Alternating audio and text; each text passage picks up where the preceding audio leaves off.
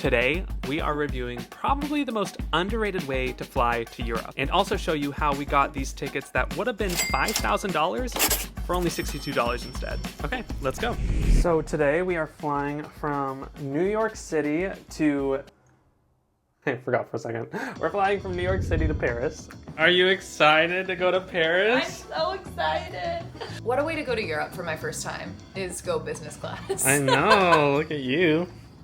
If you want to travel with us to France, make sure that you subscribe so that you don't miss any future videos. Isn't that right, Lu? That's right. All right, first things first, let's talk about check-in. All of the JetBlue international flights fly out of JFK Terminal 5. JetBlue is the only airline that flies out of Terminal 5, and having never flown JetBlue before, you could tell they did things a little differently when it comes to check-in. But honestly, none of those differences really affected us because when you're flying JetBlue Mint Class, you will have a dedicated space to check your bag. When we went, there was almost no line, and it definitely felt a lot more personal than the chaos of everyone else's bag drop situation. If you're flying JetBlue, we do suggest that you get here pretty early. The line for security was moving so slowly. Even with the priority lane that you get with Mint Class, it was a snail's pace. All right, so JetBlue does not have a lounge. Unfortunately. But this is the best you get, which is like a random rooftop deck at the airport. It's probably a place that's meant for just dogs to go pee, but you know, there's a fair amount of people out here, and the weather is really improving in New York, so it's not the worst vibe. As you can see, it's very windy. But I do have a sneaking suspicion that there is an airport lounge coming because something's under construction. I haven't seen any sort of rumors online about it. Are you gonna be okay with how your hair is? I don't care, it's funny. Our flight board's in like 15 minutes, so we're gonna head back inside.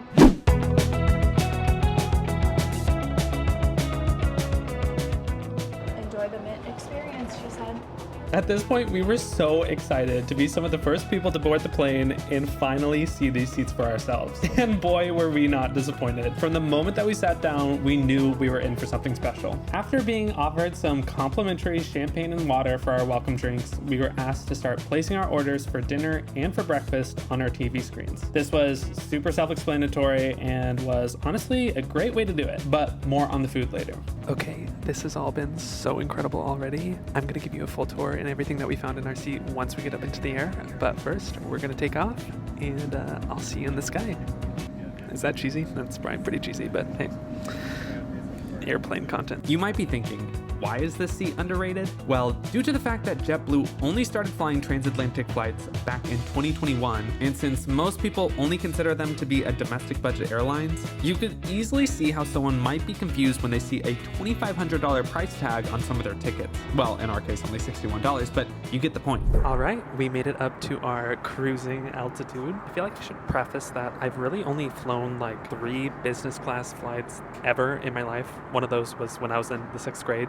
That was kind of an accident. This all still feels very fresh and very new to me, which is pretty exciting, but I'm coming from that perspective. Here is a little bit of a tour of the space. Ooh, seat tour! When you sit down, you feel like you're in a cocoon, and you will immediately notice that there is a little storage space for everything. Wireless charging for your phone, a cubby for smaller items, a cup holder, a storage tray for your computer, a cubby for your shoes, and so on. There are controls for your seat and also a remote for your TV, but you can also link your phone as a remote as well. I know it's a little unusual that our seats aren't even facing the window. They're like facing away from the window, which was a little annoying for takeoff because I am someone who likes to geek out at takeoff. I was very curious to see what it would be like with these like tuft and needle seats and pillows and comforters because that's supposed to be a big deal on this flight. And I haven't tried the pillow or comforter yet, I'll let you know. But the seat itself feels very, very like plush. Apparently this is one of the biggest lay flat transatlantic seats that you can get, and it definitely feels that way. But we also got these little amenity kits, and I'm gonna have Lucy show you what's inside these. Oh, hey. As you can see, I've already gotten so comfy, but let's do a little tour of the amenity kit. It's my first amenity kit tour. I've been wanting to do one of these for so long. Let's dive in. Oh, socks. I've already been getting pretty cold, so this is perfect. A deodorant wipe, some hyaluronic moisture, a hand cream, a lip balm. Been wanting a little lip balm. Eye mask for tonight. I guess right now is tonight. An exfoliating face peel, toothbrush and toothpaste, and earplugs. And then this whole thing turns into like a drawstring backpack, which is so neat. On that note, thank you for joining the first installment of Lucy Does an Amenity Kit Tour. I think my drink's on the way. Thank you so much. This is their take on a gimlet. They call it the mint condition. Wow, that is so good.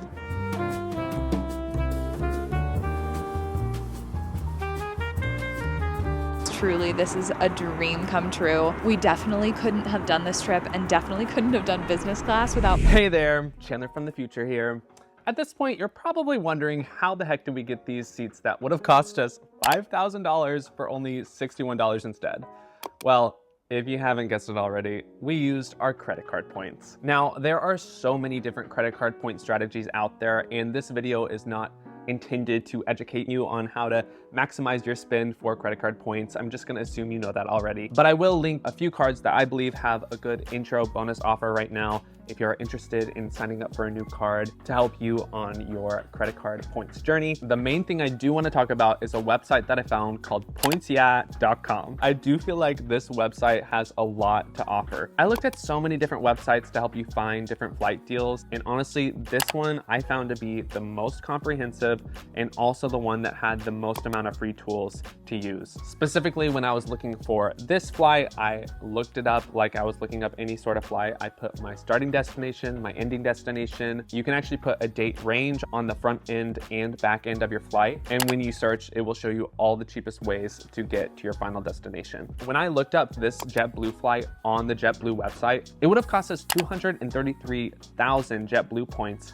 to actually fly on this seat. But luckily, Points.yeah showed me how I could actually book the same flight for only 80,000 points on Etihad. Once I saw that flight was available, I essentially took my AMEX points, transferred them over to Etihad, purchased the flight through Etihad, and then at that point, we were all good to go. The flight ended up costing us 80,000 AMEX points each and only $31 in taxes and fees.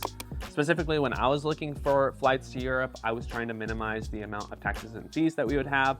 So if you're someone who's really into points, you might be thinking 80,000 points is a lot for a business class flight, which yes and no, it kind of just depends on what airline you're flying. But there were definitely some other flights we could have chosen for ourselves that would have been cheaper as far as points go, but would have had way higher taxes and fees. That was just more important to me when it came to these flights. So all this being said, I highly suggest that you check out pointsya.com for any of your future travels. And if you like the website, you should definitely check out their paid for version as well. And if you do sign up for their paid for version, make sure that you use the link in our description. It's an easy way to support our channel. And now I'm gonna send you back over to our JetBlue Mint experience. All right, let's talk about the meal service on board. Since JetBlue is actually based in New York, they continually work with different New York-based restaurants for their dinner service. This month, they partnered with Bar Pascal to bring a more summery Italian flair. One quick note about food allergies though. I really appreciate that they actually have indicators on all their menus on board on what the allergens are. In my personal research, I haven't seen any other airlines do this, but unfortunately, given our combination of food allergies, we just didn't have very many options. Lucy has a gluten allergy, I have a nut allergy, and we both have dairy allergies. It was Italian food. You can use your imagination. Thank you so much. All right. Food haul. This is the salad. It's pretty much just like an Italian salad, little vinaigrette moment. And then this is their chicken dish, and it has a romesco sauce, which is like an almond sauce on top. I also have another one of the gin cocktails. Delish, so good. Let's dive in. This is so crazy. I've never had like silverware on a plane. I told Chandler this, but I am most excited about the fact that I have like a glass, like physical glass. Sauces, 10 out of 10. Chicken a little bit dry, solid.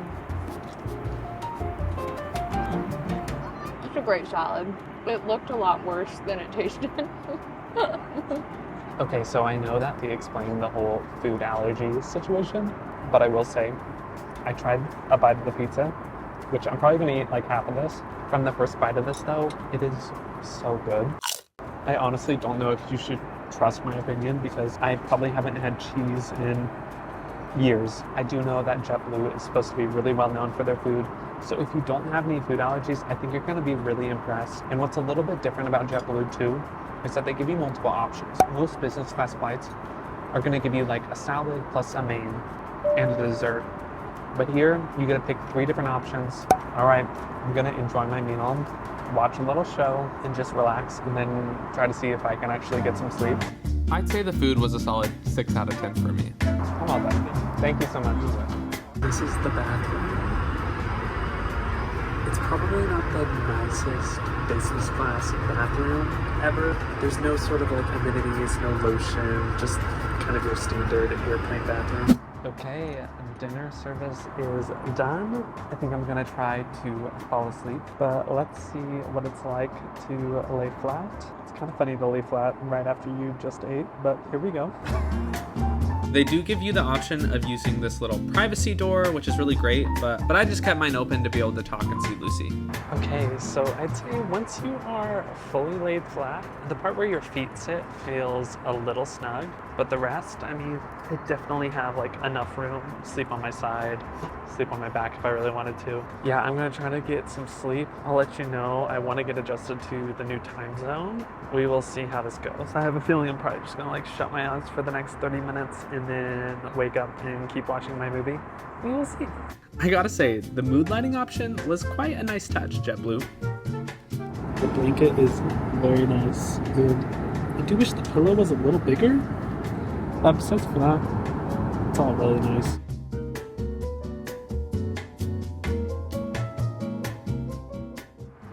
Okay, I wasn't able to sleep a week.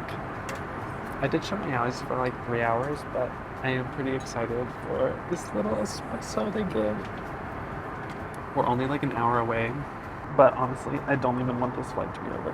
I don't know why, but we did decide to plan like the busiest day on our first day in Paris. That probably was not a very good idea, but we'll see how it goes. The options for breakfast are either fruit and pastries or a to-go bag option, which I went with the to-go bag, and I had like a croissant, granola bar, even an oat milk latte in there. All right, we only have 30 minutes until we land. The sunset is so beautiful right now, but we're gonna give you our honest thoughts on whether this seat is actually worth it. So here are my honest thoughts about the JetBlue Mint Studio. There are still parts of this experience that still feel like a budget airline, particularly when it comes to pre-departure. I know that we only spent $61 out of pocket, but picturing someone else paying $2,600 for the same experience and not getting a lounge option is pretty crazy in hindsight. But when it comes to the onboard experience, everything feels top notch.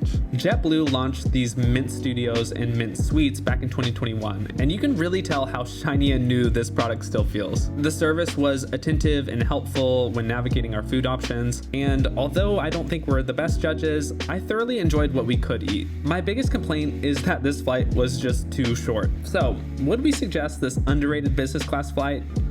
Absolutely. Thanks for watching, and if you want to watch another, YouTube thinks that you're gonna like this one.